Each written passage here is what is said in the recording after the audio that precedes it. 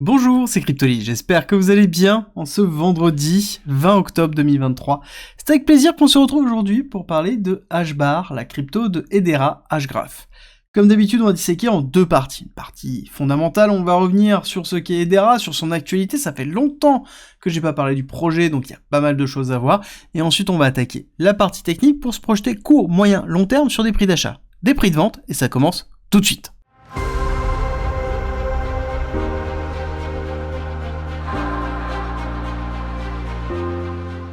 Pour rappel, vous avez toujours la possibilité d'avoir accès gratuitement au parcours pédagogique, qui est une formation de 60 heures d'une valeur de 400 € qui vous permet d'apprendre la blockchain, la crypto, l'investissement, l'analyse technique, le trading, tout pour devenir rentable, à travers 130 vidéos, 400 pages de guide, des quiz pour savoir où vous en êtes dans votre progression, et le tout gratuitement. Pour avoir accès à cette formation à vie, il suffit d'utiliser la plateforme d'un de nos partenaires, tout est expliqué en commentaire et en description. Qu'est-ce que Hedera? Alors, je vais directement mettre les pieds dans le plat. Hedera est une blockchain. Là-dessus, je sais qu'il y a des personnes qui sont déjà en train d'écrire leurs commentaires en disant « Mais non, Hedera, c'est pas une blockchain ». Je suis d'accord avec vous sur le principe. C'est une distributed ledger basée sur le Hgraph, et c'est même ce qu'on pourrait considérer comme une forme de DAG, qui est basée sur l'ABFT, le consensus asynchrone byzantin, qui est quelque chose qui est plutôt classique. Mais pour symboliser et simplifier, on va considérer que c'est une blockchain, un petit peu comme d'autres typologies de technologies qu'on caractérise comme étant des blockchains, qui ne sont pas forcément des blockchains, mais qui sont l'évolution d'une forme de blockchain, donc qu'on schématise comme étant la technologie en elle-même et les différentes avancées. Alors, donc Hedera est une blockchain qui permet de pouvoir construire des smart contracts, donc des contrats intelligents qui permettent d'exécuter du code de façon décentralisée, et qui a de très faibles coûts, une grosse capacité de transaction, plus de 10 000 transactions par seconde, et quasiment zéro impact carbone. Alors ils disent négative parce qu'ils compensent, mais on est vraiment sur quelque chose qui est vraiment très très faible, qui fait partie vraiment des blockchains qui consomment le moins, et qui a eu une image vraiment d'Ethereum killer pendant un certain temps, et ils ont vraiment shifter cette image-là. On est sur quelque chose qui à la base avait une volonté vraiment de proposer énormément d'éléments pour pouvoir développer des briques fonctionnelles et construire des applications décentralisées. Le but était vraiment d'avoir une blockchain qui est publique, dans lequel on peut construire n'importe quel type d'application décentralisée. Bah ça a un petit peu changé, en fait. Cette image-là, elle a vraiment changé. Voici la nouvelle image dans laquelle on est vraiment tourné vers les entreprises. Alors déjà, Hedera était de base tourné vers les entreprises, avec des gros partenariats, comme on peut le voir ici, on avait vraiment des gros partenaires, et ça continue parce que là, ils sont vraiment recentrés purement sur un kit de développement pour mettre en place des solutions pour les entreprises. C'est vraiment l'arc de commercialisation d'Hedera, à travers notamment leur stablecoin studio qui permet de pouvoir construire et de valider les stablecoins ou des stablecoins pour des entités, qu'elles soient publiques, privées, en fonction de ce qu'ils souhaitent, avec directement intégré une forme de KYC et de validation du blanchiment d'argent intégré dans le SDK, donc dans le kit de développement. Et donc là, on est vraiment dans une accessibilité à la compliance, et quand on est dans cette forme d'accessibilité à la compliance, ça veut dire fortement qu'on est en train de se diriger dans une solution qui peut être utilisée par des institutionnels et des entreprises qui ont pour vocation de travailler avec des institutionnels aussi. Et ils vont vraiment dans cette démarche-là parce que on est en train de proposer une forme de vérification d'actifs numériques et de tokenisation, mais derrière, avec une communication qui est autour du carbone négatif, en disant que il n'y a pas de consommation. Et ce qui est bien, ce qui est intéressant, c'est quand on va dans leur site, à chaque fois il y a marqué Request a Demo.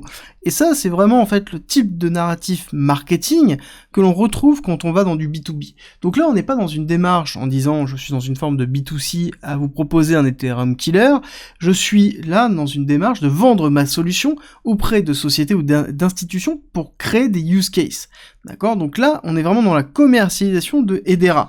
Et il faut comprendre que la commercialisation d'Hedera, il y a plusieurs phases dans ce type de choses. Quand on implémente une solution logicielle, parce que c'est une solution logicielle, c'était d'ailleurs, ça traînait dans un des screens qui était noté, alors faudrait que je le retrouve, je sais plus si je l'ai gardé ce screen, non il y est plus, c'était de fournir globalement une blockchain as a service, et c'était vraiment le principe même aussi d'Hedera, donc on est dans cette démarche-là, donc il y a des coûts d'intégration, qui sont des coûts humains, donc généralement il y a une société qui va vendre la solution Hedera et l'implémenter, donc ça, il y aura des frais de développement, il y aura des frais d'intégration, il y a toute cette partie-là qui sera gérée, et ensuite, on aura après l'utilisation d'Hedera à travers sa solution, dans lequel il y aura des frais qui seront payés principalement dans le token de Hedera qui est le H-bar. D'ailleurs, le H-bar sert à plusieurs choses.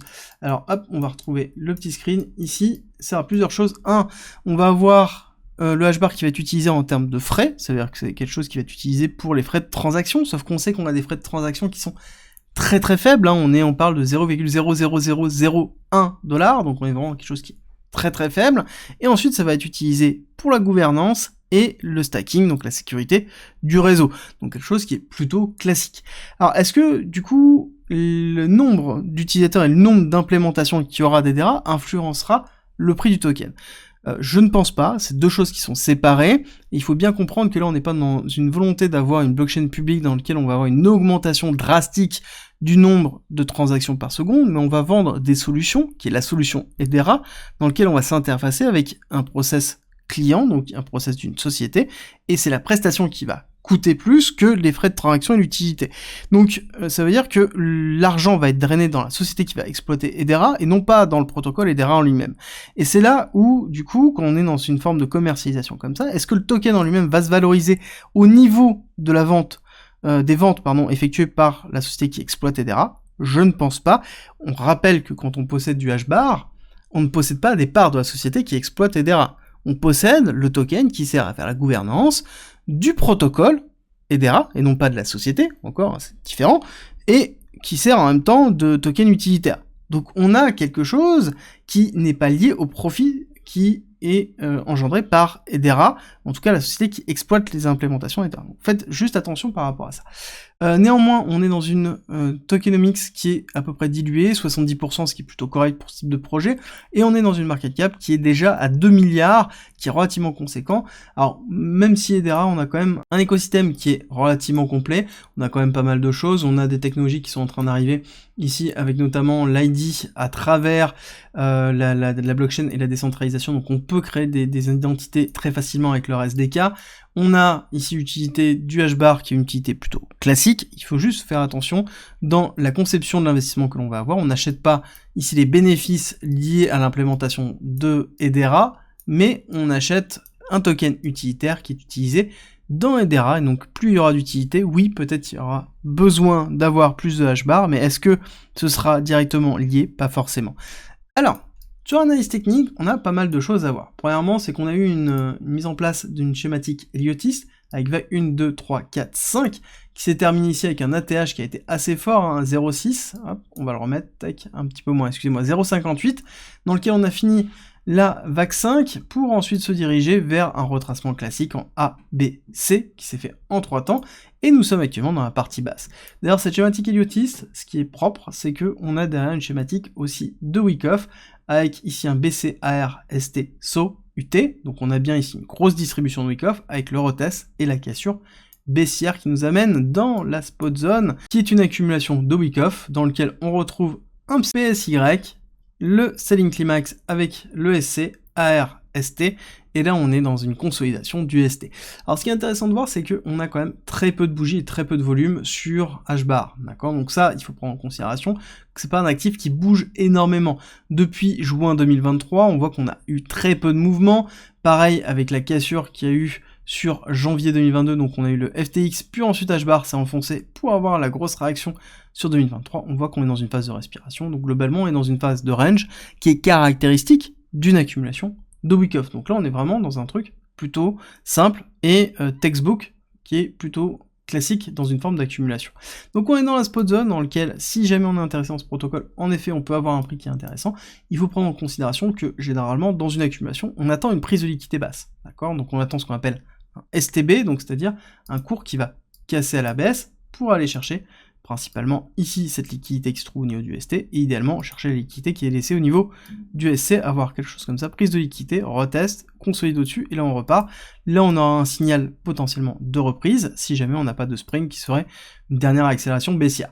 On a un niveau qui est important, que j'ai noté depuis très longtemps, qui est le 0,017, donc qui est vraiment très bas, mais que l'on garde en tête si jamais on a un spring très agressif, et donc derrière un décrochage de beaucoup d'altcoins. H-bar pourrait en effet décrocher sur ces niveaux-là, on le garde en tête, qui serait le bas de ma spot zone, mais quand on est dans une dynamique d'investisseur à DCA long terme, c'est plutôt classique. Qu'est-ce qu'on peut voir comme objectif? Alors déjà, première chose, c'est que si on veut sortir cette accumulation, il va falloir casser ce niveau-là, ce niveau de liquidité qui a été laissé ici à 0,079, dans lequel on repassera, on cassera, on fera une consolidation, on repasse au-dessus, et là, on aura un signal pour se dire qu'ok, on est en train de sortir de l'accumulation, et on aura un signal qui sera plutôt haussier pour aller chercher la première target pour moi, qui sera ici les 0,18, dans lequel on aura ici un gros sell-off, parce que 1, il y aura une prise de profit massif, et 2, on aura ici une très grosse résistance, dans lequel on a eu un support, deux supports, et donc beaucoup de personnes qui sont bloquées aussi à l'IDH bar au-dessus de 0,20 en termes de prix d'achat. Ensuite, on ira chercher un petit peu plus haut, je pense qu'on ira chercher assez facilement les 0,47. 0,47, ça reste un x10 par rapport à maintenant, donc ça sous-entend une capitalisation dans les alentours de 20 milliards, ce qui est plutôt cohérent déjà pour ce type de projet. Et après, si jamais on doit aller beaucoup plus haut et se projeter dans une notion de fractalité héliotiste, on irait chercher une grande vague 1, grande vague 2, et donc chercher une grande vague 3 derrière, pour un objectif de 1,618, avec un H-bar qui irait frôler les 1 $. Alors prenez bien en considération que les 1 $ sous-entend qu'on aura une capitalisation qui sera dans les 50 milliards, ce qui est une très grosse capitalisation, même dans un bull run qui se déroule plutôt bien avec une injection de liquidité colossale, ça reste quand même une très grosse target, donc faites attention par rapport à votre exposition. J'espère que cette vidéo vous a plu, si c'est le cas, n'oubliez pas de me laisser un like et un commentaire, ça me fait toujours très plaisir, et je suis sûr que vous allez apprécier la vidéo que j'ai effectuée hier sur VRA, le token de Veracity. Je vous mets le lien là, et nous on se retrouve demain 13h30 pour une vidéo un petit peu plus particulière sur une analyse macro et Bitcoin, sur ce qui va se passer et les chiffres qui sont en train d'arriver aux US qui ne sont pas forcément positifs.